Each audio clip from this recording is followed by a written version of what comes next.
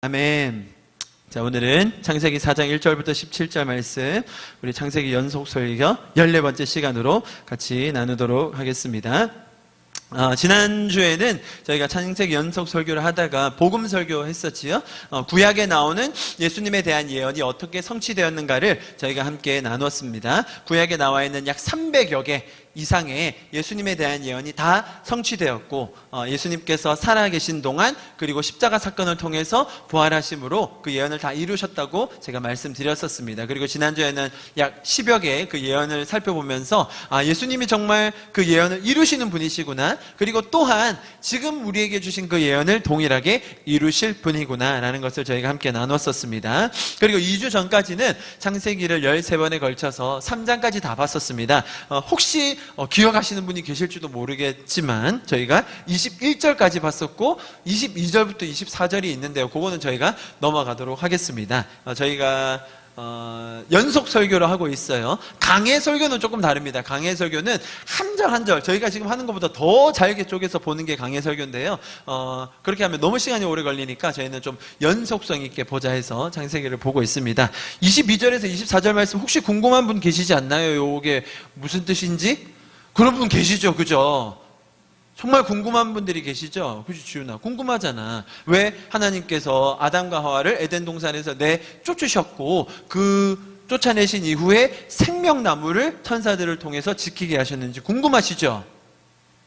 궁금하실까봐 제가 짧게 준비했는데요, 여기 보시면 하나님께서 내쫓으셨다라는 표현이 있어요. 그래서 이 표현 때문에 그렇구나, 아담과 하와가 죄 지은 것 때문에 하나님께서 이들을 벌 주셨고 결국은 에덴 동산에서 내쫓으셨구나라는 표현으로 보입니다. 여러분, 하지만 이 상황과 맥락을 잘 보시면 아담과 하와는 선과 악을 알게 하는 나무를 먹음으로써 이제는 하나님과 같이 되었다라고 이야기합니다. 그 말의 뜻은 뭡니까? 우리처럼 선과 악을 스스로 정할 수 있는 존재가 되었다라는 것이죠. 원래 선과 악을 분별하는 것은 하나님의 영역이었지만 사람들이 스스로 그것을 정하게 되었다는 겁니다. 그것이 선악과 사건이었습니다. 자, 이 선악과 사건 이후로 인간은 죄인이 됩니다. 자, 생명나무를 먹는 순간 어떻게 됩니까? 그 죄인의 상태가 영원히 지속되는 거예요. 그래서 하나님은 죄인의 상태로 영원히 지속되는 것을 막고자 그들을 에덴 동산에서 내보내신 거예요. drive out 이라고 되어 있어요. 그래서 생명나무를 지키시죠. 자, 이 표현이 어떤 것을 의미합니까? 이제 아담과 하와가 죄인이 되었는데 더 이상 돌이킬 수 없는 상태까지 이르지 못하도록 그들을 에덴 동산에서 내보내시고 생명나무를 지키시는 거예요. 어떤 하나님의 마음이 담겨 있는 거죠? 그들에게 다시 기회를 주기 원하시는 하나님의 마음을 우리가 여기에서 알 수 있습니다. 3장 말미에는 그런 뜻이 담겨져 있었는데요, 혹시 궁금해하시는 분이 계실까봐 제가 짧게 준비해봤습니다. 자, 오늘 이야기는 우리가 너무 잘 아는 창세기 4장의 가인과 아벨 이야기입니다. 자, 아벨은 어떤 사람? 착한 사람. 가인은 못된 놈이죠. 우리의 상식은 그렇습니다. 오늘 제가 늘 그래왔듯이 그 상식을 한번 깨뜨려 보겠습니다. 성경이 과연 그 얘기를 하려고 하는 걸까? 가인은 못된 놈이고 아벨만 착한 사람이었을까라는 그 질문을 시작으로 제가 여러분과 한번 말씀을 나눠보도록 하겠습니다. 기본적으로 성경이 어렵다고 생각하시는 분들이 참 많습니다. 그런데 이제 성경을 많이 읽다 보면 성경은 반복되는 패턴이 나온다라는 것을 우리가 알 수 있어요. 성경을 자기 나이만큼 읽어봤나요? 우리 젊은이들? 나이 많으신 분들은 좀 불리하니까 우리 나이가 젊은 우리 20대들은 자기 나이만큼 성경을 읽으면 참 좋을 텐데. 그저 웃지요. 자기 나이만큼 성경을 읽는 것을 한번 시도해봤으면 좋겠어요. 지금 많이 밀려 있잖아요, 그죠? 이제 20번을 읽어야 되는데 처음부터 다시. 이제 그러다 보면 성경에는 사실 성경이 좀 옛날 언어, 옛날 문화, 옛날 역사의 배경 가운데 적혀졌기 때문에 조금 어렵게 느껴지지만 반복적으로 읽다 보면 하나님이 우리에게 진리의 말씀을 주시는데 그렇게 어렵게 주실 필요가 없어요. 좀 간단하게 정리하면 이런 내용으로 볼 수 있을 것 같아요. 어떻게 되냐면 먼저 찾아오시는 하나님은 항상 먼저 찾아오세요. 인간에게 먼저 뭔가를 지시하지 않으세요. 먼저 찾아오셔서 은혜를 주세요. 자기가 어떤 하나님인지를 밝혀주시고 먼저 은혜를 주시고 사람으로 하여금 깨닫게 해주시죠. 자, 그런데 그에 대한 사람의 반응이 어떻게 나오나요? 은혜를 모르고 떠나가는 인간. 자, 떠나간 인간은 하나님은 어떻게 하십니까? 벌 주시고 저주하시고 책망하시지 않으시고 다시 찾아가셔서 회복시키시는 하나님. 이것이 우리가 성경에 공통적으로 나오는 패턴. 한번 성경에 나오는 인물들 이야기들 한번 잘 떠올려 보십시오. 대부분 이런 패턴으로 진행이 될 것입니다. 자, 오늘 이야기도 동일합니다. 하나님께서는 아담과 하와를 에덴 동산에서 나가게 하셨습니다. 그들을 배려하는 하나님의 마음이었다고 제가 말씀드렸죠. 다시 기회를 주시는 것입니다. 죄인의 모습으로 생명나무를 먹게 될 경우 그 모습이 영원히 지속되니까 말이죠. 자, 이제 그들이 자식을 낳으며 살게 됩니다. 아담과 하와가 몇 명의 자식을 낳았을까요? 임신할 수 있을 때부터 한 900여 년 아이를 낳거든요. 몇 명 낳았을까요? 많이 낳았을 겁니다. 그 중에 이제 기록된 첫 번째, 두 번째 아들이 가인과 아벨입니다. 나중에 가인이 성에 자기가 살던 곳에 쫓겨났는데 왜 다른 사람에게 해를 당할까봐 막 두려워하잖아요. 이제 그게 왜 그러냐면 아담과 하와가 자녀를 많이 낳습니다. 그리고 자녀는 기하급수적으로 늘어납니다. 산술적으로 늘어나지 않고요. 그죠? 자녀들이 또 금방 성장해서 아이를 낳기 때문에 그때 당시 지구의 인구가 기하급수적으로 불어났을 거예요. 이제 그런 맥락으로 보시면 됩니다. 자, 기록된 첫 번째, 두 번째 자녀 가인과 아벨.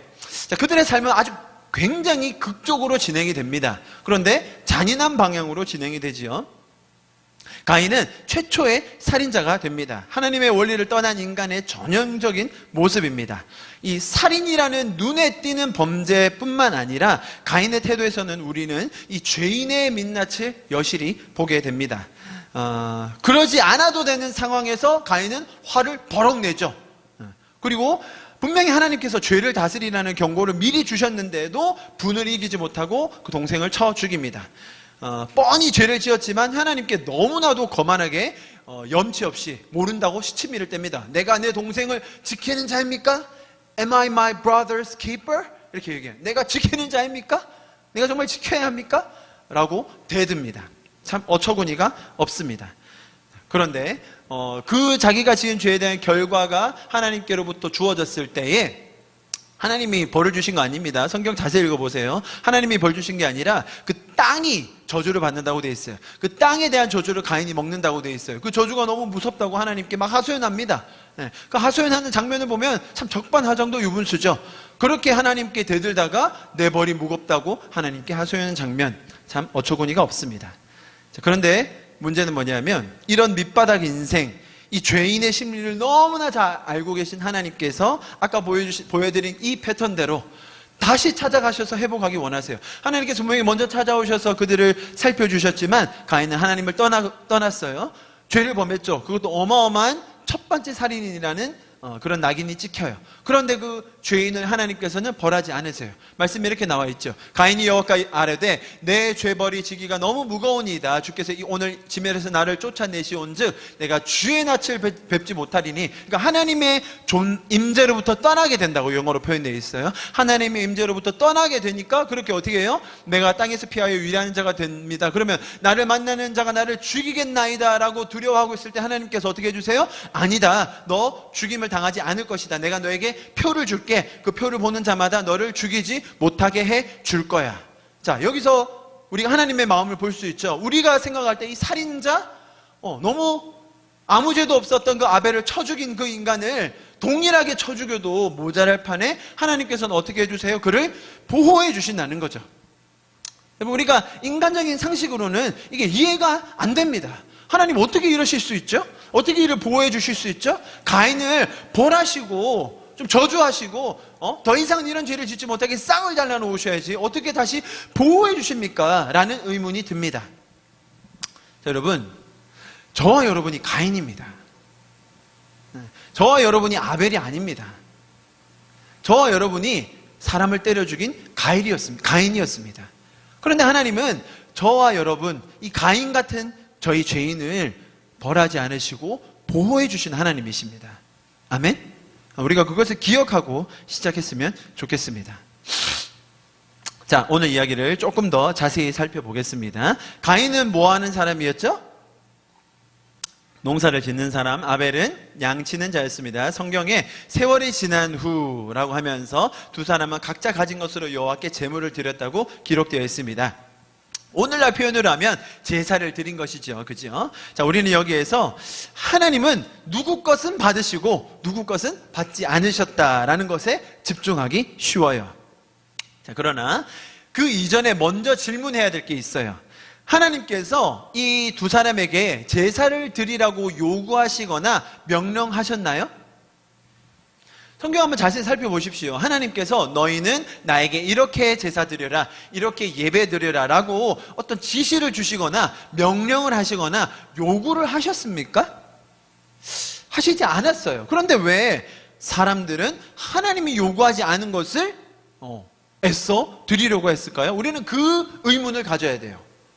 왜 사람들은 하나님이 제사 드리라고 하지 않았어요? 여러분, 지금은 창세기 4장입니다. 창세기, 레위기, 신명기 쪽 가지 않았어요. 창세기에서 왜 사람들이 이렇게 예배 드리고 있을까? 우리는 이 예배 장면을 보면서 맞아, 하나님께 예배 드려야 돼, 예배를 잘 드려야 돼, 어떤 사람의 예배는 받으시고 어떤 사람의 예배는 안 받으셔, 그 차이가 뭘까를 연구하고 막 고민합니다. 그래서 우리 예배를 받으실 수도 있고 안 받으실 수도 있다고 사람들에게 겁을 줍니다. 자, 그런데 하나님께서 그 예배 드리라고 하지 않으셨어요. 왜 드렸을까? 우리가 오늘 이야기를 다 마치고 나면 조금 알게 될 것 같습니다. 여러분, 우리가 기억해야 될 것은 하나님은 인간에게 이런 것들을 요구하지 않으세요. 하나님은 인간에게 뭔가를 갖다 바치라는 요구를 하지 않으세요. 하나님은 인간에게 불필요한 명령을 주지 않으세요. 행여나 그것이 명령문으로 주어져 있다면 그것은 우리가 우리의 삶을 행복하고 기쁨으로 영위하기 위한 수단이지 그것을 지켜야만 하나님께 사랑받는 방편이 아니라는 거예요. 이해하셨습니까? 그런데 왜 이들은 하나님께 이런 제사를 드렸을까요? 제사를 드린다는 것 자체가 일단 우리의 생각하는 것과는 의미가 다르다라는 것을 먼저 제가 짚고 넘어갔습니다. 자, 그것보다 더 어려운 것은 바로 이때 하나님께서 이상한 반응을 하신다는 거예요. 그죠? 가인과 아벨에 드린 제물에는 여러분 차이가 없어요. 곡물과 짐승에는 차이가 없어야 정상입니다. 왜요? 곡물이든 짐승이든 다 하나님께서 창조하신 것 아닙니까? 그죠? 하나님께서 만드신 것이기 때문에 어떤 것을 드리든 차이는 없어야 합니다. 그런데 왜 하나님께서는 이 둘을 차별하시는 반응을 보이실까요? 우리는요, 이 차별에 대해서 아주 민감해요. 누군가 나를 내 배경이나 내 생김새나 나의 내가 바꿀 수 없는 어떤 그런 요인으로 인하여 나를 차별한다면 요즘 세상에서는 견디질 못하죠. 네. 이 차별은 아주 중요한 이슈 중에 하나입니다. 맞습니다, 여러분. 차별받으면 안 됩니다. 사람이 자신의 배경으로 인하여 차별받는 것은 하나님의 뜻이 아닙니다. 그죠? 자, 그런데 여러분 마음속에 이렇게 한번 질문해 보시기 바랍니다. 하나님은 사람을 차별하지 않으시나요? 하나님은 누군가를 더 예뻐하시거나 아니면 누군가에게 더 벌 주시지 않나요? 우리의 어떤 종교적인, 오늘 정장 입은 이 종교적인 교회적인 우리의 지식으로 하면, 자, 하나님께서 차별을 하시는가라는 질문에 있어서 우리의 대답이 뭐예요? 아니지, 하나님 차별하시면 안 되지 라고 대답하실 거죠. 자, 다시 한번 우리 마음 깊숙이 한번 물어봅시다. 하나님은 사람 차별하십니까? 안 하십니까? 제가 한번 예를 들어 볼게요. 아니, 저 사람은 뭘 저렇게 잘했길래 하나님이 저렇게 복을 주시나? 아니, 저 사람은 어떤 비밀이 있길래 하나님께서 저렇게 사랑하시는 거지? 이런 생각 해보셨어요? 안 해보셨어요? 많이 해보셨죠. 간증하는 사람들 앞에 나오면 와, 저 사람 참 하나님의 복을 받은 사람만 나와요. 그죠? 또 복을 받은 사람이 나와서 자기 복 받은 비결을 얘기해요. 그죠? 우리 마음속에 그런 생각이 자연스럽게 돌아가요. 아, 저 사람은 저렇게 해서 하나님께 복을 받았구나. 저렇게 했으니까 하나님이 사랑하실 수밖에 없지. 저런 행동을 했으니 당연히 복을 받지. 이런 얘기 많이 합니다. 야, 너 그것도 몰라. 저 사람은 말이야, 헌금을 우리가 알지도 못하게 뒤에서 그렇게 많이 심었대. 헌금을 저렇게 심었으니까 하나님이 복 주시지 않겠어? 야, 네가 저 사람 몰라봐서 그렇지. 저 사람이 네가 모르지만 10년 동안 새벽 제단을 한 번도 빠지지 않고 쌓았다잖아. 하나님께서 복 주시지 않겠어? 야, 저 사람 겉보기는 저래서 그렇지만 5대째 기독교 집안이야. 5대째 부모님의 기도가 얼마나 쌓였는데 저 사람은 복을 피해갈 수가 없어. 자, 이런 대화 많이 하셨어요? 안 하셨어요? 네, 감사합니다. 이렇게 정직하게 반응해 주셔서. 저도 그런 경험이 있어요. 제가 한 번은 좀 큰 헌금을 한번 한 적이 있어요. 제 나이 또래나 상황에 비해서는 조금 많은 헌금을 한번 했어요. 뭐 저는 너무 받은 게 많고 참 감사한 일이 있었고, 그래서 그냥 뭐 바라는 것 없이 그냥 헌금했어요. 뭐 그걸 가지고 제가 뭐 보상을 받는다든지 뭐 신문에 이름이 난다든지 그럴 필요 없어요. 그냥 저는 헌금을 했어요. 그런데 사람들의 반응이 뭐였는지 아세요? 야, 원호는 복 받을 짓을 한다. 자, 저러니까 제가 복을 받지. 자, 지금 이 원리를, 여러분, 지금 이 돌아가는 대화 속에 나타나는 원리를 잘 생각해 보셔야 돼요. 제가 어떤 행동을 했어요? 복 받을 짓. 자, 복 받을 짓 하니까 뭐가 와요? 복. 자, 이건 뭐죠? 내가 받을 짓을 해서 내가 그 정도 자격이 있어서 받은 거예요. 자, 이런 건 뭐라고 불러요? give and take. 은행에 저금해 놓고 그거 나중에 그냥 받는 거예요. 성경에서 말하는 은혜의 원리랑은 전혀 맞지가 않아요. 이해하셨죠? 이해하셨습니까? 그러니까 우리가 생각할 때 하나님은 우리의 행위 여부에 따라 복을 더 주시거나 혹은 행위를 하지 않았다고 복을 뺏어가시는 분으로 생각하기 쉬워요. 자, 아닙니다, 여러분. 이것은 다분히 세상에서 말하는 give and take의 원리예요. 내가 드렸으니 그 보상으로 하나님께서도 주신다. 내가 주의 성수 안 했으니 하나님이 나의 다리를 분지러뜨리신다. 이렇게 생각한다는 거예요. 이건 기독교 원리가 아닙니다, 여러분. 그렇게 생각할 거면 그냥 절에 가셔도 돼요. 네. 당당하게 얘기할 수 있어요. 그런 식으로 하나님 믿으실 거면 다른 종교 똑같이 합니다. 이슬람 아주 확실하죠.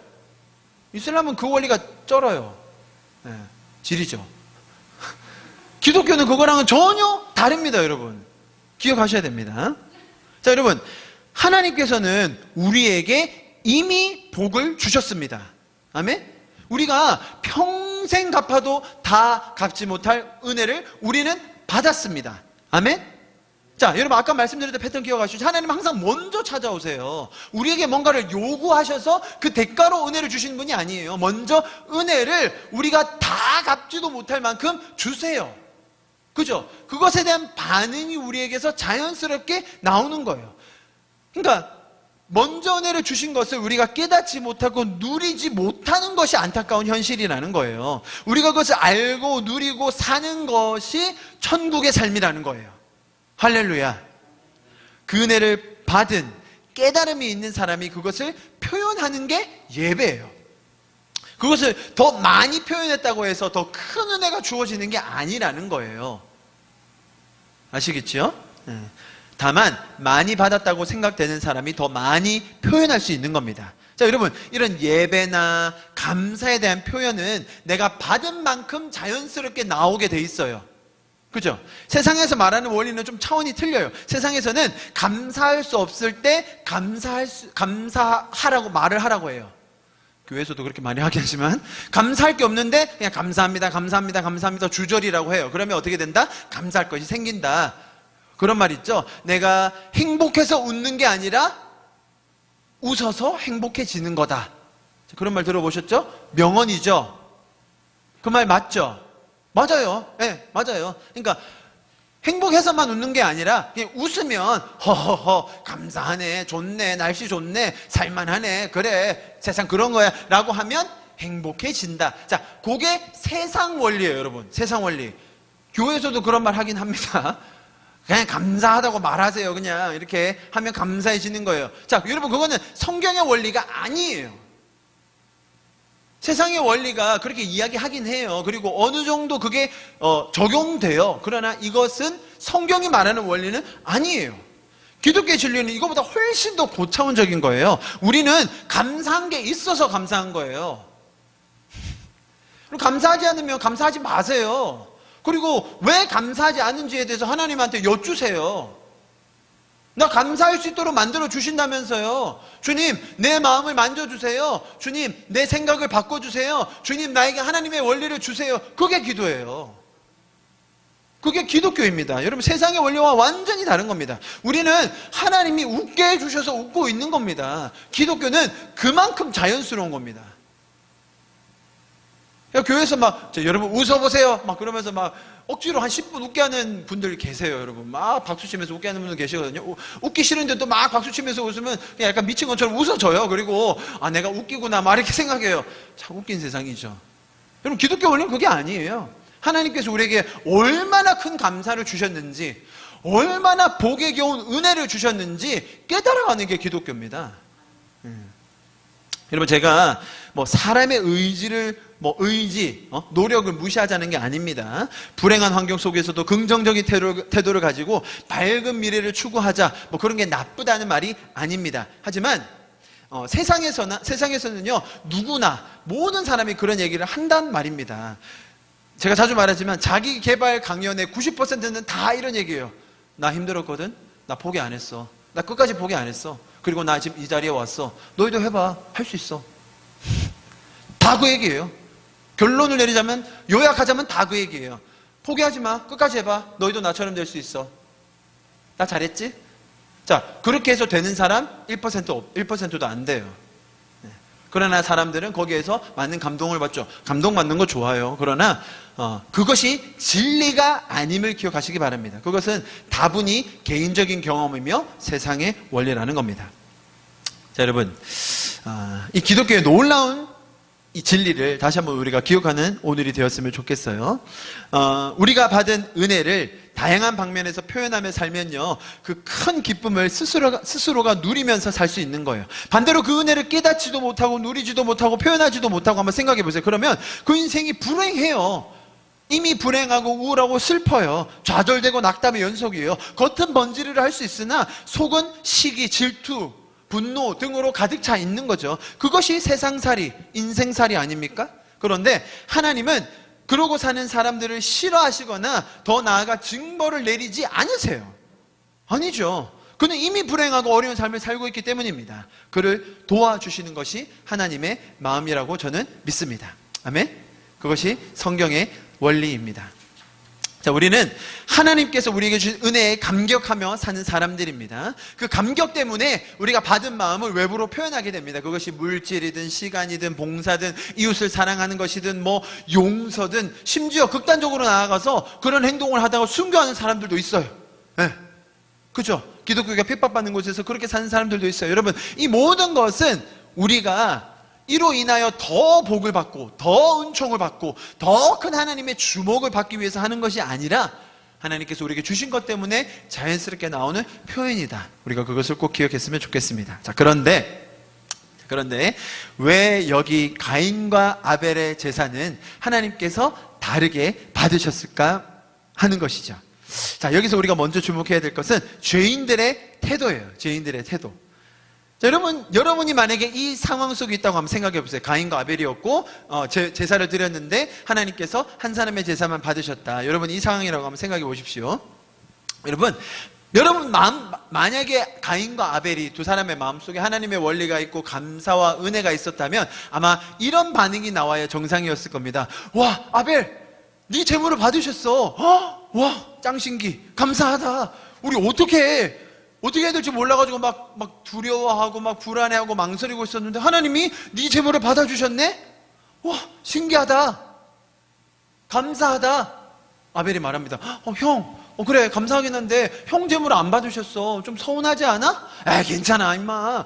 우리가 뭐 어떻게 드려야 될지도 모르고 우리는 그냥 드렸는데 하나님께서 받으셨잖아. 다음에 우리 더 잘 드리면 되지. 너무 기쁘다. 감사하다. 아벨 축하해. 사랑해. 하면 되는 거 아니겠어요? 자, 만약에 이렇게 반응이 나왔다면 인류 역사가 다르게 쓰여졌겠죠. 그죠? 그런데 우리가 성경에서 보는 것은 죄인의 속성이 그러지 않았다는 것입니다. 자, 여러분 기억해 보십시오. 하나님께서 제일 중요하게 생각하시는 것은요, 저와 여러분의 행복이에요. 동의하십니까? 진짜로 동의하세요? 하나님께서 하나님의 마음속에 첫 번째 우선순위로 두고 계신 것, first priority는 저와 여러분의 행복이에요. 그렇게 믿으세요? 아니, 지상 대위임령을 완성하고 이 선교의 과업을 이루고 이 전도의 사명을 불태워야지 그게 감히 이기적인 내 행복이라니 무슨 말입니까? 라고 하시는 반문이 드시지 않나요? 지상대위임명, 성교, 전도 왜 하는데요? 왜 하는데요? 그 사람들이 하나님을 떠나서 죄악된 삶 속에서 지옥 같은 삶을 살고 있는 거예요. 그죠? 하나님을 모르는 사람들은 그런 마음에 시기, 질투, 불평, 불만 등을 가지고 지옥 같은 삶을 살고 있는 거예요. 그들에게 전도하는 게 무슨 말이에요? 하나님께서 널 사랑하셔. 하나님이 너를 향해 계획을 가지고 계셔. 하나님이 너를 지켜주셔. 하나님이 우리를 끝까지 사랑하셔. 자, 그 얘기 해주는 거잖아요. 그를 통해서 어떻게 되는 거예요? 그의 인생이 변화되는 거죠. 여러분, 왜 이슬람이라는 그 어마어마한 종교를 믿는 곳에 들어가서 거기서 예수님 믿다가 전하다가 발각되면 죽을 수도 있는데 왜 그 일을 해야 됩니까? 그 사람들은 이슬람이라는 이 거짓 종교 하에서 지옥 같은 삶을 살고 있어요. 알라에게 그렇게 해야만 자기가 인정받고 천국 간다고 생각하는 그들에게 하나님 그러신 분이 아니야. 예수님께서 이미 우리의 죄를 다 사하여 주셨어. 네가 자유할 수 있어. 네가 기쁨으로 살 수 있어. 전하는 게 선교 아닙니까? 자, 본질이 뭐예요? 본질? 그 사람이 자유해지고 기뻐해지고 행복해지는 것 맞습니까? 선교와 전도의 본질은 우리를 향하신 하나님의 뜻을 발견하여 우리가 하나님께서 원래 디자인하신 그 모습대로 살아가는 것, 바로 그것입니다. 아멘? 여러분, 하나님의 마음속에 첫 번째 우선순위는 저와 여러분의 기쁨, 행복인 줄 믿습니다. 여러분, 그건 믿으시기 바랍니다. 그거를 깨닫고 내 마음속에 깊이 뿌리 내리는 순간 여러분, 하나님이 다르게 보일 수 있습니다.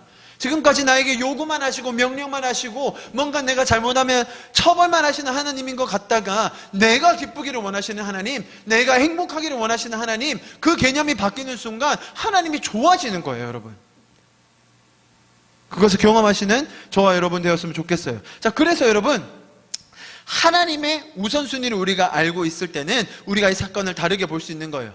여러분, 우리가 먼저 행복해지면 그 다음에 자연스럽게 일어나는 결과가 서로 행복해지고 싶은 거예요.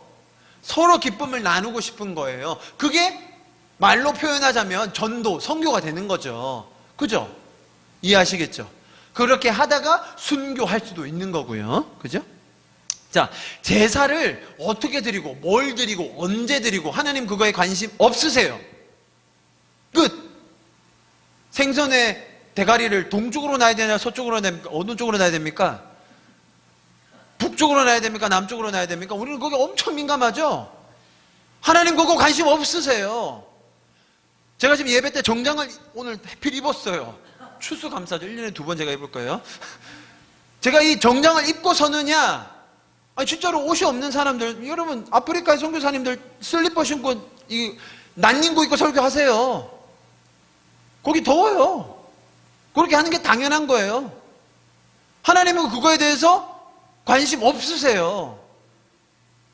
그러니까 하나님의 마음에 본질적으로 가지고 계신 게 뭔가를 알아야 돼요. 그러니까 아벨이 뭘 드렸고 가인이 뭘 드렸기 때문에 이 제사의 받아짐이 달라졌다. 그게 본질이 아니라는 거예요. 아시겠죠? 그러니까 우리가 이 가인과 아벨에 있어서 가인을 나쁜 놈 만들지 말자는 거예요. 우리가 가인이라는 겁니다. 여러분, 이 제사에 대한 방식을 구체적으로 사람들이 원해요. 마치 지금 저와 여러분처럼, 왜 대표기도가 없어? 이 예배에. 왜 이 교동문 안 읽어? 성가대석이 없네? 여러분, 그게 우리 교회 생활에서 당연한 것처럼 받아지는 거예요. 그게 죄적인 원리예요, 사실은. 우리는 좋다고 하나님을 아름답게 찬양해주고 성가대석 만들었거든요. 그리고 조금 더 격식 있게 보이고자 성가대 가운을 만들었거든요. 근데 가운 안 입으면 죄 짓는 거래. 그러니까 이게 앞뒤가 바뀐 거라는 거예요. 예? 이해하시겠죠? 그래가지고 하나님이 레위기에서 제사 드리는 법에 대해서 조금 구체적으로 이야기해 주세요. 그러나 그게 본질이에요? 아니라는 겁니다. 아시겠죠? 저와 여러분은 이미 예수님께서 우리의 모든 죄값을 사하셔서 하나님과 다이렉트로 연결되는 그런 상태세요, 여러분은. 여러분은 1대1로 하나님과 연결되실 수 있는 분이세요. 굳이 그 짐승을 잡지 않아도, 내 죄를 속량받지 않아도, 옛날에 제사가 그런 의미였습니다. 짐승 한 마리 가져와서 그에게 안수하고 내 죄를 전가해서 그를 죽여서 그를 각을 떠서 불태워야 내가 하나님과 가까워질 수 있는 그 의식이 제사였단 말입니다. 그러나 지금은 그 시대가 지나고 예수님께서 그 휘장을 찢으시고 하나님과 저를 다시 화목하게 하신 분이심을 믿습니다. 그래서 우리는 이 신약 시대, 그 이후 시대를 살고 있는 거예요. 하나님께서 그것을 주시긴 했지만 우리에게 본질이 아니고 하나님의 우선순위가 뭔지를 기억해야 된다는 겁니다. 자, 여러분, 가인과 아벨이 드렸던 제사는요, 하나님의 그 은혜에 대한 감사와 찬양의 제사가 아니었습니다. 노아가 방주에 나오자마자 바로 제사 드립니다. 우리는 또 그거 보고, 맞아, 우리는 뭐든지 처음에 예배로 시작해야 돼. 아니에요. 거기서 지금 하나님께서 제사에 대한 이 원리를 주시기 이전의 예배들은 다 사람의 두려움에 기인한 예배예요. 무슨 말이냐면, 아담과 하와가 쫓겨나서 그들이 하나님으로부터 숨었다고 했죠. 스스로 죄 지은 것이 부끄럽고, 우리로 말하면 캥겨가지고 그렇게 했어요. 가인과 아벨의 이 제사도 똑같은 거예요. 하나님이 뭔가 우리를 벌하실까봐 두려워서, 무서워서, 어찌해야 될 바를 몰라서 그냥 인간의 죄적인 심리로, 종교적인 어떤 본질로 태어난 사람들이 제사로 불태워서 드린 것이 가인과 아벨의 제사였다는 거예요. 이해되시죠? 이래야 성경이 말이 되는 거예요. 그죠? 아, 성경이 말이 되는데 성경 참 쉬워요, 여러분. 여러분, 하나님 입장에서는요, 잘 보세요. 하나님 입장에서는 이 제사에 대해서 어떤 반응도 보이시지 않아도 돼요. 이해하셨죠? 사실 하나님이 이 제사에 대해서 어떤 반응을 보여주셔야 될 이유가 없어요.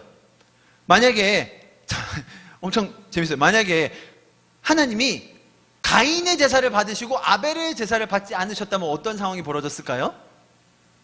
아벨은 착한 사람이니까, 아벨은 착한 애였으니까 가인의 제사만 받으셨을 때 아벨이 형 거 받으셨네, 내 거 안 받으셨지? 약간 백치미처럼 그냥 뭐 어떻게 하는 거지? 뭐 이랬을까요? 여러분, 성경이 말하는 핵심은 가인의 제사 받으셨다 하더라도 아벨이 가인 때려 죽였을 거예요. 만약에 그러니까 그 상황이 바뀌었다 하더라도 우리가 똑같은 결과를 예상할 수 있는 거예요. 무슨 말이냐면, 그러니까 우리는 약간 아벨 신드롬에 빠져 있어요. 나는 맞아 죽임 당한 피해자, 저 가인 못된 세상 놈들. 아니에요, 여러분. 우리가 가인인 거예요. 우리 모두 다 가인인 거예요. 우리는 본질적으로 죄를 지을 수밖에 없는 죄인이라는 게 지금 가인과 아벨의 이야기에서 우리에게 들려주시는 메시지라는 거예요. 이해하시겠죠? 자, 여러분, 우리가 여기서 기억해야 될 것은 하나님의 반응으로 인하여 우리가 분노하거나 막 하나님의 마음에 대해서 의심을 가지는 것이 애초에 말이 안 된다는 거예요. 왜냐하면 이 제사 자체가 말이 안 되는 거기 때문에. 자, 무슨 말이냐면, 자, 우문현답 아시죠? 우문현답. 네. 그러니까 질문 자체가 말이 안 되는 거예요. 제가 우리 아이들이랑 있으면 질문 공세가 막 쏟아집니다. 오늘 아침에 차 안에서 했던 질문, 아버지, 바위보다 더 약한 건 뭐가 있어요? 그러니까 뭐 그냥 아무 생각 없이 그냥 막 질문을 뱉어내요. 무슨 맥락인지 아시겠죠? 그냥 막 뱉어내는 거예요. 거기에 대해서 제가 어떻게 대답해야 되죠? 자, 그 질문이 어떤 맥락에서 나왔는지, 너가 지금 알고 싶은 게 뭔지, 그리고 진짜 정보는 뭔지를 샅샅이 파헤쳐가지고 현답을 줘야 되는 거예요. 그게 부모의 역할이에요. 너 질문이 조금 이상한데 지금 뭘 알고 싶은 거지? 물어보고, 자, 상황 정리해주고 다시 질문을 수정해주는. 에? 아시겠죠? 자, 지금 이 제사가 우문이에요. 그러니까 말도 안 돼. 지금 무슨 맥락에서 하는 거야, 너희? 그거 안 해도 돼. 제사 안 드려도 내가 너희 보호해줘. 나 그냥 기뻐. 너희 존재를 난 좋아해. 너희를 내가 지켜줄 거야. 근데 걔네들이 제사 뻥 드렸어. 내가 어떻게 해야 되지? 하나님 입장에서 어떻게 하셔야 돼요? 자, 그거예요. 거기서 하나님이 한 사람 제사만 받아주셨어. 나는 싫어하셔. 난 좋아하시네. 지금 그게 아니라는 거예요. 그 맥락 속에서 너희가 드린 이 제사의 행위를 다시 생각해라. 다시 고려해라. 지금 제가 저희 아이들한테 질문을 파헤쳐가지고 상황을 다 정리해서 결론을 내려준 것처럼, 예? 하나님께서 반응하신 것은 마치 그런 맥락이라는 거예요. 자, 그러니까 우리가 지금 하나님의 반응을 가지고 곡물은 아니구나, 우리 앞으로 곡물로 제사 드리지 말자, 양이 맞구나, 첫 새끼 양의 기름으로 드리는 거구나, 그런 결론으로 도출하면 안 된다는 거예요. 자, 여기까지 설명드렸습니다. 자, 여기까지 설명 듣고 나면 반드시 질문이 떠오르셔야 됩니다. 성경에 나오는 아벨을 칭찬하는 구절이 있습니다. 신약에 어디 있죠? 자, 우리 모태신앙들이 한번 대답해 봅시다. 모태신앙들. 아벨이 믿음으로 제사 드린 거다, 그래서 하나님이 받으신 거다라는 구절이 어디 나와요? 네. 히브리서에서 나와요. 히브리서에서. 자, 이렇게 나옵니다. 같이 한번 보겠습니다. 같이 한번 읽어볼게요. 시작. 믿음으로 아벨은 가인보다 더 나은 제사를 하나님께 드림으로 의로운 자라 하시는 증거를 얻었으니 하나님 그 예물에 대하여 증언하심이라. 그가 죽었으나 그 믿음으로써 지금도 말하느니라. 자, 이 구절 보면 제가 지금까지 한 30-40분 설명했던 거 다 틀렸죠? 이 구절만 보면 믿음으로 드렸다고 돼 있네, 성경에. 자식아, 네가 틀렸네. 아벨이도 믿음 좋았잖아. 가인은 믿음이 없었고, 그래서 하나님이 받으신 거지 라고 해석해요. 그리고 이 구절 때문에 예배학에서 가장 중요한 것 중에 하나가 뭐라고 나오냐면, 하나님의 받으시는 예배가 있고 안 받으시는 예배가 있다. 자, 안 받으시는 예배의 특징, 첫째, 믿음 없이 나아가는 것. 하나님께 나아가는 자는 반드시 그가 계신 것과 하면서 가인처럼 믿음 없이 나가면 하나님이 예배 안 받으셔. 믿음을 가지고 나가야 아벨처럼 받아주셔. 이 구절 봐. 예배 받으시고 안 받으시고 있잖아. 자, 그렇게 결론 내려져요. 저는 동의하지 않아요, 그거에 대해서. 만약에 그게 맞다면 우리 하나님 너무 잔인하세요. 기독교 완전 싫어요. 아니, 믿음 없이, 여러분은 그럼 항상 믿음 가지고만 예배 드리셨습니까? 믿음 생기지도 않는데 막 낙담하고 우울하고 도저히 하나님 예배할 수 없는 상황에서 예배 드린 적 없으세요? 그럴 때 하나님께서 막 폭포수 같은 은혜를 주셔서 내가 회복되는 경험 해보신 적 없으세요? 있어요, 없어요? 아니, 그래야 정상 아니에요? 내가 기대하지도 않았는데, 나는 하나님 만날 준비도 못했는데, 오늘은 마음에 준비도 안 됐고 막 부부싸움 하고 와가지고 막 죄 짓고 와가지고 막 컨디션 엉망이고 막 그럴 때 왔는데, 그냥 지친 몸 이끌고 왔는데, 그날따라 막 찬양이 시작됐는데 막 폭포수처럼 막 해서 막 우셨던 기억 없나요? 저는 많은데요. 자, 예배학에서 말한 그 정의 맞아요, 틀려요? 이거 아닌 거예요. 이러면 안 되는 거예요. 하나님이 믿음 가지고 나온 사람만 예배 받아주세요? 그러면 그건 하나님이 아니죠. 우리가 아는 하나님의 성격이 아니잖아요. 근데 왜 이 구절에 이렇게 얘기하느냐라는 거예요. 제가 오늘 딴지를 걸어보겠어요. 이 구절은 말이 안 돼요. 잘 보세요. 믿음으로 아벨은 가인보다 더 나은 제사를 하나님께 드림으로 의로운 자라. 자, 의로운 자 두 단어로 뭐예요? 의인. 됐죠? 맞아요? 자, 여러분, 아담과 하와 이후로 모든 사람이 죄인이다, 의인이다? 죄인이다. 죄인은 하나님의 마음에 받아줄 수 있다, 없다? 없다. 자, 아담과 하와 이후로 가인, 아벨 모두 다 죄인이다, 의인이다? 죄인. 그들은 하나님의 마음에 받아줄 수 있다, 없다?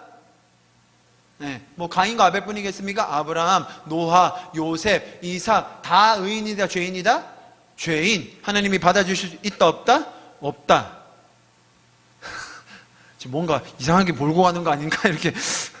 자, 맞죠 여러분? 가인과 아벨은 죄인입니까, 의인입니까? 죄인입니다. 우리가 말하는 의인의 정의가 뭡니까? 하나님의 은혜로 말미암아 주홍빛 같은 죄를 지은 우리를 예수 그리스도의 보혈의 은혜로 공로로 말미암아 하나님께서 우리를 의롭다 칭해 주시는 것, 칭의. 그래서 우리는 하나님 앞에서 죄인이어야만 하는데 의인으로 부름을 받는 것, 그게 의인의 정의 아닙니까? 만약에 여기서 아벨이 믿음 조금 더 가지고 나아가가지고 예배 드릴 때 나 믿음 조금 더 가졌어, 그래서 의인이 됐어요. 그러면 예수님 뭐하러 오세요? 아니, 하나님이 굳이 이 땅에 오셔가지고 그 참혹한 십자가 지실 이유가 있어요, 없어요? 아니, 믿음만 조금 더 가지면 된다며, 의인 되려면. 믿음만 조금 더 가지면 될 거면 구약에 그런 인물도 많습니다, 여러분. 다 의인 되면 되죠. 여기서 말하는 의인의 뜻이 뭐며 믿음으로라는 말의 뜻이 뭔지를 우리가 다시 한번 알아야 됩니다. 여러분, 제가 지난 8월 6일, 오늘이 11월이죠. 지난 8월 6일 저희 집에서 예배를 드릴 때 제가 히브리서 11장을 설교했던 적이 있습니다. 전혀 기억이 안 나시죠? 고개를 크게 끄덕거리시네요. 제가 히브리서 11장에 딴지를 걸었었죠. 예를 들면 이런 거였어요. 자, 보세요. 믿음으로 사라 자신도 자신이 나이가 많아 단산하였으나 잉태할 수 있는 힘을 얻었으니 이는 약속하신 이를 믿으신 줄 알았음이라. 이러므로 죽은 자같이 흔들리는 한 사람으로 말미암아 하늘의 허다한 별과 또 해변의 무수한 모래와 같이 많은 후손이 생육하였느니라. 자, 질문. 사라, 여기 사라 아시죠? 아브라함 와이프 사라가 여기서 말한 대로 믿음으로 자기가 잉태할 수 있는 힘을 얻어서 약속하신 이를 이가 믿으신 줄, 그러니까 신실하신 하나님인 걸 믿었다, 아니면 아이 가진다고 했을 때 피식 웃었다. 그래서 아들이 이삭이죠. 자, 이 말씀 틀렸죠? 동의? 보감으로 나오십시오. 자, 믿음으로 모세가 낳았을 때 부모가 아름다운 아이임을 보고, 자, 부모가 봤을 때 안 아름다운 아이 있다 없다? 다 아름다워요. 뭐 에일리언 같아도 다 아름다워요. 자, 왕의 명령, 죄송합니다. 왕의 명령은 무서워하지. 무서워했다, 안 무서워했다, 안 무서워했다? 엄청 무서워했어요. 그러니까 숨겼죠. 여기는 안 무서워했다고 돼 있어요. 믿음으로 모세, 막 장성해가지고 공주의 아들이라 칭함을 받기를 거절하고 도리어 하나님의 백성과 함께 고난을 받기를 잠시 죄악의 낙을 누리는 것보다 좋아했다. 한 사람 때려 죽여 가지고 무서워서 도망갔다. 자, 이 말씀 맞다 틀리다? 다 틀렸죠. 지금 제가 최원호 교리 만드는 겁니까? 자, 제가 여러분 이거 지난 시간에 제가 이 설명을 드렸었습니다. 자, 왜 이 말을 제가 드리느냐? 히브리서 11장은 믿음장, 믿음의 영장입니다. 그런데 자세히 살펴보면 지금 보여드린 예처럼, 여러분 그렇지 않은 구절들도 있어요. 제가 대표적인 몇 가지 구절만 보여드린 겁니다. 이렇게 믿음으로 모든 일을 이루었다라고 하는 표현들이 나와요. 하나님께서 그렇게 평가해 주세요. 그러니까 그들의 인생에 대해서 하나님이 그렇게 여겨주세요. 자, 무슨 말이냐면 믿음으로라는 말의 뜻이 뭐냐면 우리는 이렇게 생각해요. 자네 어떻게 그 일을 할 수 있었어? 어떻게 그 일이라 하면 사람들이 보통 하기 힘든 일, 뭐 예를 들면 뭐 아주 큰 헌금, 아니면 진짜 힘든 상황에서의 용서, 아니면 진짜 어려운 상황 속에 섬김, 뭐 이런 일을 했어요. 자네 어떻게 그 일을 할 수 있었나? 제가 믿음으로 했지요. 여기서 우리의 반응은 어때요? 저 사람 믿음으로 했대. 우리는 믿음이 없는데 어떻게 저 사람은 저렇게 큰 믿음을 가졌지? 자, 큰 믿음을 가지려면 어떻게 해야 된다? 자, 1번 기도, 2번 금식, 3번 훈련, 4번 뭐 띵띵띵. 자, 큰 믿음을 가지기 위한 조건. 자, 그래서 제가 믿음으로 했어요 라고 말할 때 그 모든 믿음의 주체는 누가 돼요? 개. 그래서 이 큰 일을 행한 것에 대한 모든 공로 누구한테 가요? 개. 됐죠? 자, 요 공식이 아니라는 거예요. 무슨 말인지 잘 보세요. 믿음으로 했다는 말의 뜻은 어떻게 그 일을 했어? 어떻게 그렇게 대단한 일을 해냈어? 라고 말할 때 나는 할 수 없는데, 원래 그 일은 내가 할 수 있는 일이 아닌 거예요. 내가 바로의 그 궁전에서 거하는 것보다 세상의 낙을 누리는 것을 뒤로 하고 내가 민족들에게 가는 거 내가 원래 할 수 없는 일이에요. 그죠? 내가 그 약속하신 이가 믿으신 줄을 보는 거 살아가니 그 일 원래 살아갈 수 없어요. 없다고 돼 있어요. 그런데 믿음으로 했다. 그 말은 뭐냐면 그 믿음을 주신 분이 누구다? 하나님이시다. 그 일을 가능하게 하신 분이 누구다? 하나님이시다. 자네 어떻게 그 일을 했어? 제가 믿음으로 했죠. 그 말의 뜻은 이 사람이 믿음이 좋다. 어떻게 이 사람은 큰 믿음을 가졌을까? 우리도 저 큰 믿음을 가지기 위해서 저 사람의 했던 행동 따라해보자. 그 의미가 아니고, 그것은 내가 믿음으로 했어라는 말의 뜻은 내가 할 수 없었는데 하나님께서 도와주심으로, 하나님께서 은혜를 주심으로, 하나님께서 나에게 믿음을 주심으로 그 일이 됐네요. 하나님을 찬양합니다. 자, 이렇게 하면 모든 공로가 누구한테 가요? 하나님. 이게 기독교 아니에요? 그러니까 히브리서 11장에 나오는 믿음으로 와, 우리 그거 보고 있으면 막 기죽을 때가 많아요. 믿음으로 막 사람들이 목숨을 막 하찮게 여기면서 어마어마한 일들을 해내요. 그거 보면 우리는 그 사람이 믿음이 저렇게 대단했구나, 어떻게 하면 저 사람들은 저 믿음을 가졌을까 하면서 위축돼요. 그게 아니라 그 사람들이 믿음으로 했다는 말은 하나님께서 저 하찮은 보잘것없는 저 사람들, 그렇잖아요. 성경에 나온 인물들 다 그래요. 저와 여러분과 심정이 같은 사람이에요. 엘리야처럼. 맞습니까? 아닙니까? 그렇죠. 아무리 놀라운 기적을 베푼 사람이라 할지라도 성경에서는 저와 여러분과 같은 사람이라고 얘기하는 거예요. 그런 사람이라 할지라도 하나님께서 도와주셔서 믿음을 주시면 이 놀라운 일들이 가능하다. 아멘. 아벨이 믿음으로 했다, 이 말은 아벨이 믿음을 더 크게 가지고 가인보다 더 비밀을 가져가지고, 가인이 띵가띵가 놀 때 들에서 예배드리고, 가인이 처 잘 때 새벽에 일어나서 기도하고, 그런 적용하시는 분들 많아요. 여러분도 몰라서 그렇죠. 성경이 기록되어 있지 않지만 가인은 분명히 철야기도 했을 거예요. 그딴 소리가 아니라는 거예요. 사람에게 집중하고 사람의 중심이 돼서 사람의 행위를 강조하는 구절이 아니라는 거예요. 믿음으로 했다는 말은 말 그대로 그 믿음을 주신 분이 누군데요? 하나님의 말. 그 사람이 믿음으로 제사를 드렸음에, 그 말은 무슨 말이에요? 둘 다 두려워하고 있었다는 거예요. 둘 다 어려워하고 있었다는 거예요. 둘 다 제사가 뭔지도 모르고 있었다는 거예요. 그때에 하나님께서 아벨에게 은혜를 주심으로 말미암아 그가 하나님께 연락되는 제사를 드리게 됐다는 말이죠. 자, 여러분, 그러니까 성경에서 말하고 있는 이 믿음으로라는 것의 주체는 내가 아니라 하나님께서 하셨다는 것을 강조하는 것이라는 말입니다. 아시겠죠? 자, 제가 여러분 처음에 말씀드렸습니다. 저와 여러분은 가인이었습니다. 저와 여러분은 본질상 진노의 자녀이고 본질상 죄의 자녀들입니다. 그래서 우리는 죄 지을 수밖에 없는 존재들입니다.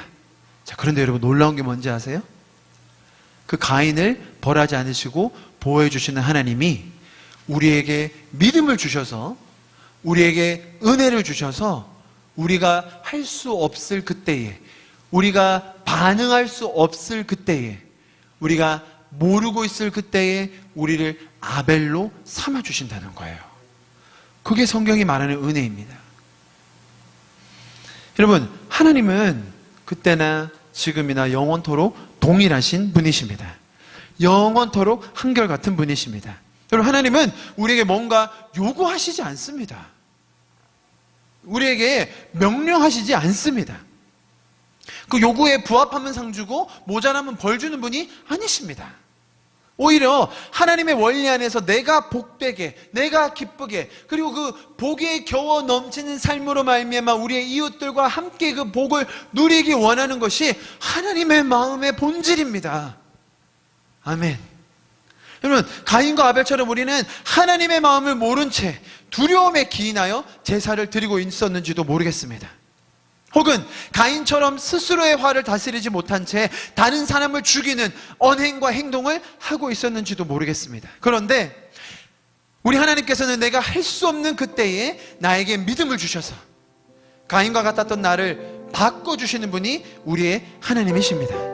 아무것도 할 수 없었던 나를 믿음의 영혼과 함께 앉은 아벨로 보아주시는 것이 하나님의 은혜입니다.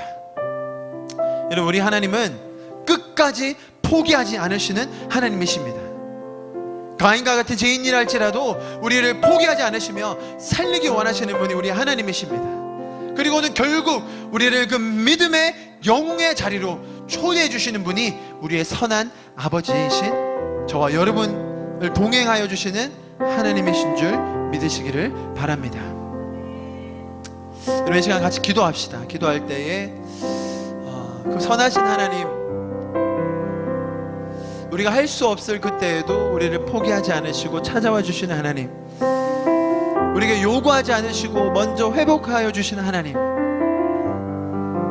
우리가 죄의 구렁텅이 속에 빠져 있을 때에도 우리를 건져주시고 회복하여 주시는 하나님,